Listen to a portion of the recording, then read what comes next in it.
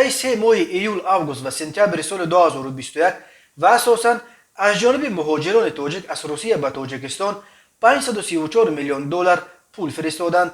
خبر داد بانک مرکزی روسیه طی 9 ماه سال 2021 از روسیه به تاجیکستان و باز هم اساساً به شرافت مهاجران الکی 1 میلیارد و 289 میلیون دلار پول ارسال شده است. بر اساس آمار رسمی بانک مرکزی روسیه، تاجیکستان از لحاظ حجم انتقال پول از روسیه در 3 ماهه سوم سال 2021 در بین کشورهای اسنگه در مقام سوم قرار دارد.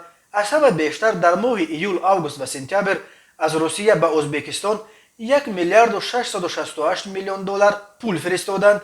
در جای دوم باز یک کشور دیگر مهاجر فرست آسیای مرکزی قرقیزستان استوده است که در 3 ماهه سوم از روسیه اساساً به شرافت مهاجرانش 619 میلیون دلار پول دریافت کرده است. از اول سال ازبکستان از روسیه الکی 3 میلیارد و 410 میلیون دلار و قرقیزستان 1 میلیارد و 570 میلیون دلار پول گرفتند.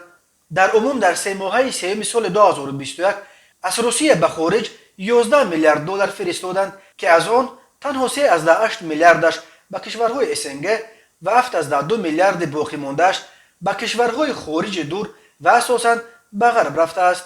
در عموم سال 2020 از روسیه به تاجیکستان 1.7 میلیارد دلار پول ارسال شده بود که این نظر به سال 2019 آخرین سال تا پاندمی 800 میلیون دلار یا 32% کمتر بود. سال گذشته از روسیه به ازبکستان 4.4 میلیارد و به قرقیزستان قریب برابر تاجیکستان 1.7 میلیارد دلار پول انتقال داده بودند. برای این سه کشور آسیای مرکزی پولهایی که مهاجرانش از روسیه میفرستند یک منبع اساسی تامین روزگار اکثر عائله ها به شمار می رود.